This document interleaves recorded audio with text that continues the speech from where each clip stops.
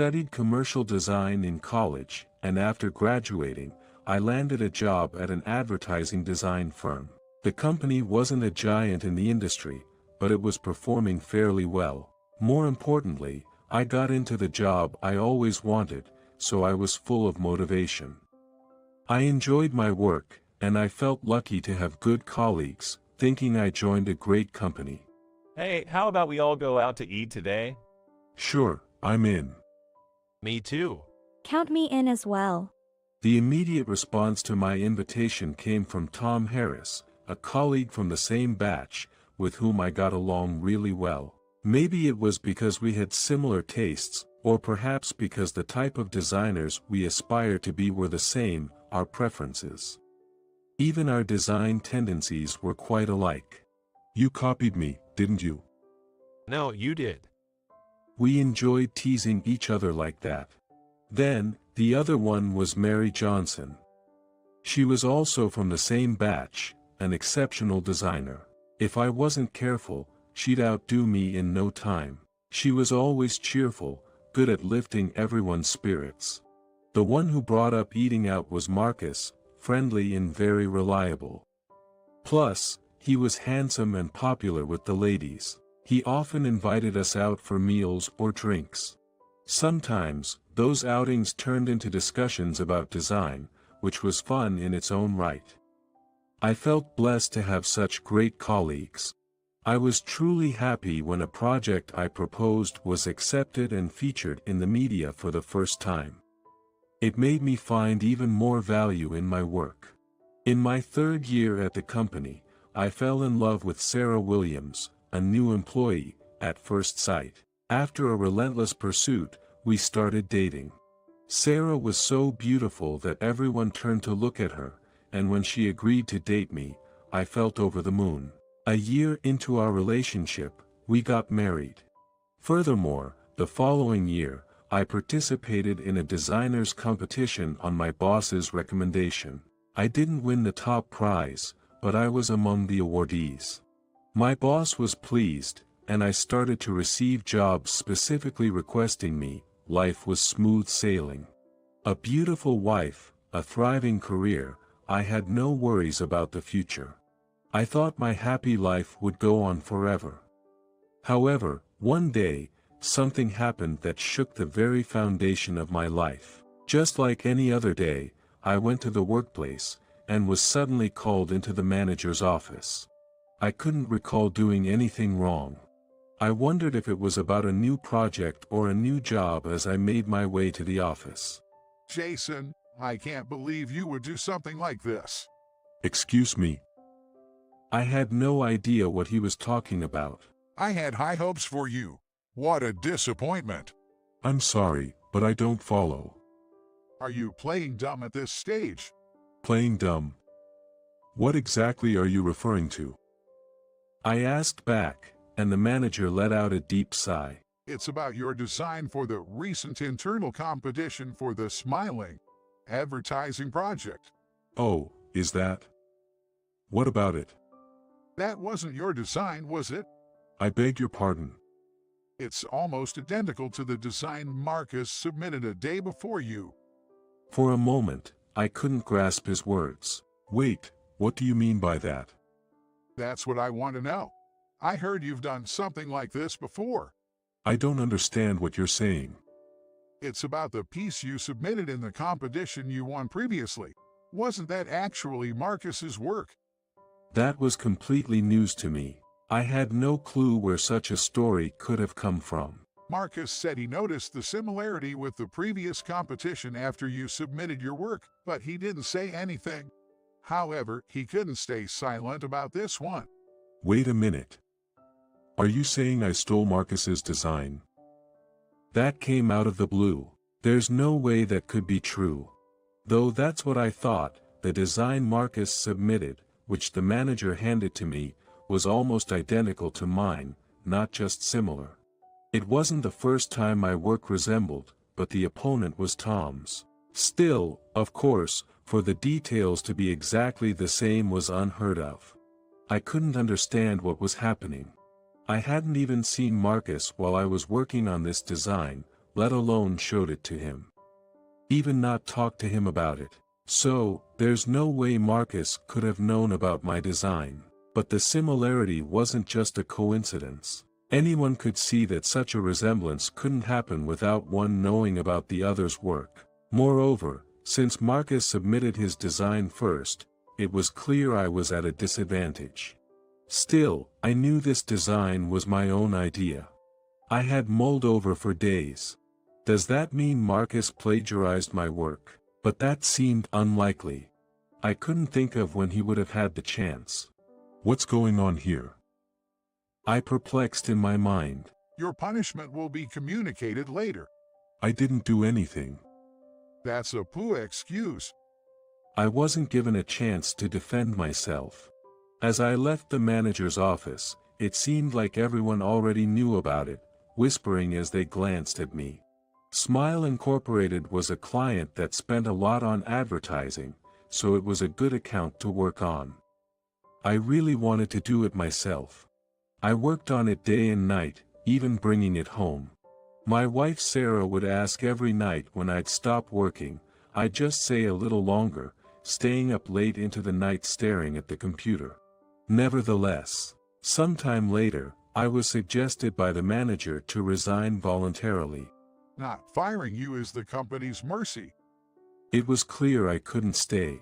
Everyone thought I had stolen Marcus's design to claim the credit. I felt their stares, wondering if all my previous designs were also stolen. I left the company. Carrying my belongings out, everyone's gazes felt cold. It stung like an ice arrow. Marcus looked at me too. With a look of disdain, his eyes were mocking. Seeing that, I finally understood. I don't know how, but I had been set up. However, it didn't end there. Let's get a divorce. When I got home after being fired, Sarah said that to me as soon as she saw me. She bluntly stated she didn't need a man who got fired. I had no energy left to argue. Just like that, our 3 years of marriage came to an end. Betrayed by a trusted team member and abandoned by my wife, I literally lost everything. I spent some time in a state of listlessness. During this period, Tom got in touch with me. How is it going? Well, too bad. I heard you left the company. Yeah. Actually, Tom had left the company 3 months before I did. It was a bit of a surprise when he left, since he hadn't mentioned anything before. I asked him why, but he didn't give a clear reason. That frame, didn't you? Huh. It turns out, he had left because something similar happened to him. A design he came up with was used elsewhere, exactly as he had made it. Why didn't you tell me? Sorry, to be honest, I suspected you. Okay, I see. When I heard that a design identical to mine appeared elsewhere, Tom was the first person who came to my mind. You were close with Marcus, and I couldn't think of anyone else. We talked about designs a lot. It later became clear that it was Margaret who showed Tom's design to Marcus. Margaret? Margaret was one of our newly team members, a serious and quiet woman, not very noticeable. She had left the company a little while ago. After leaving, she came to see Tom. She confessed that Marcus had asked her to steal Tom's design. Tom often asked her to handle his design files. He had never imagined the quiet Margaret would do such a thing. Apparently, she had been dating Marcus, but after being dumped, she realized she was only used, and came to Tom crying, apologizing. Tom said he felt too sorry for her to blame her. Everyone's gone their separate ways. Another colleague, Mary, had left just before I got married. She said she was leaving for marriage, but I don't know who she married. She mentioned having a small family ceremony back home. Here's a proposition for you. A proposition? How about we start a company together? That's cool. I was taken aback. I knew I needed to find a new job eventually, but starting my own company had never crossed my mind. But it didn't seem like a bad idea. After all, I had nothing left to lose. Even if we failed, things couldn't get any worse. With that thought, I took Tom up on his offer. From then on, we worked tirelessly, not taking any days off. We took on any job we could get, no matter how small, sparing no effort. Amidst all that, something was bothering me. Tom, has your design sense changed? I noticed that the designs and plans Tom was coming up with lately were quite different from before. Highly caught on, huh? What? Actually, there's someone I want you to meet. Saying that, Tom took me to a hospital. He bypassed the reception and headed straight for the elevator. In that hospital room was a woman I knew. It had been a long time, but it was undoubtedly her. Mary. Wow, Jason. It was indeed Mary, my ex-colleague. She smiled happily upon seeing me. What's going on? I found out that since leaving the company, Mary had been living with an illness. She had visited the hospital due to feeling unwell before quitting, and discovered she had an undiagnosed rare disease. So, you left because of that? Why didn't you tell me? What could you have done? Besides, you were about to get married, and I didn't want to rain on your parade. Apparently, Tom ran into her by chance at this hospital when he came in for a cold. But I heard your wife left you. Such a lame. Mary laughed, not seeming sick at all, but she looked much friendlier than her I remembered. It pained me to see her, once so vibrant and always smiling, like this. Well. So, those innovative design ideas that didn't seem like Tom's. That's right. Mary was the one who suggested we start the company. So the company is really the three of us. I said I was fine with not being involved. With my condition, I can't really contribute. It's fine, right, Jason? Of course. With Mary, we're stronger than 100 people. Jason. Tom must have said that to cheer her up. I realized that immediately. Actually, it was also clear how talented a designer she was. Having her on board would be incredibly reassuring. We frequently visited Mary to brainstorm plans. I worried if we were burdening her, but soon I looked forward to seeing her always smiling face. That motivated me even more in my work. Thanks to our efforts, the company gradually took off, and by a few years, we were making a decent profit and were able to hire more staff. I had no time for myself, but seeing the results of our work was far more fulfilling than my time at the previous company. One day, I ran into my ex-wife Sarah in the lobby of my condominium. Wow, it's you, Jason. What are you doing here? This is a luxury condo, the least suitable place for you. She laughed as she said that. Then, Marcus appeared behind her. Let me introduce you. This is my current husband. Jason, what are you doing here for begging, huh? So that's what it was. I supposed. I finally understood who had been stealing my designs. You guys live here. Yeah, I live on the 3rd floor here. What do you think? Jealous? What about you? Don't tell me you have friends here? Someone like you, a pauper, has such friends? No, I don't have any friends here. I thought so. I live on the penthouse floor here. Are you kidding us? Both of them looked at me as if they had seen a ghost. I quickly headed for the elevator, leaving them behind. A few months later, I ran into Sarah again in the lobby. Jason. I've been waiting for you. Do you need something? I was thinking I could come back to you.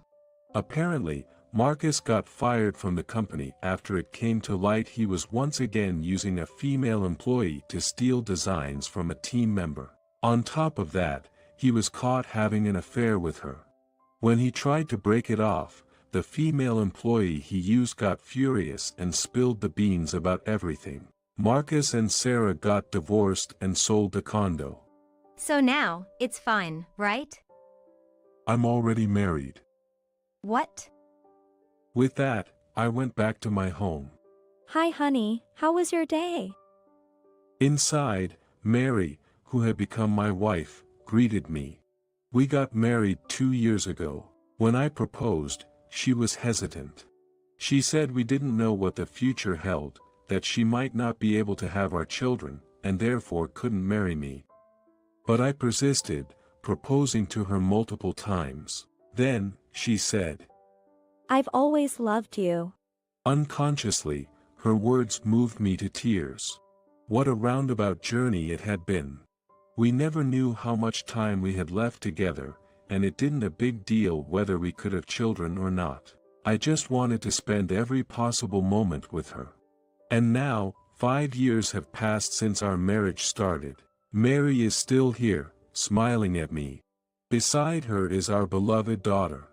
When we found out we were expecting, the doctor was hesitant about the pregnancy.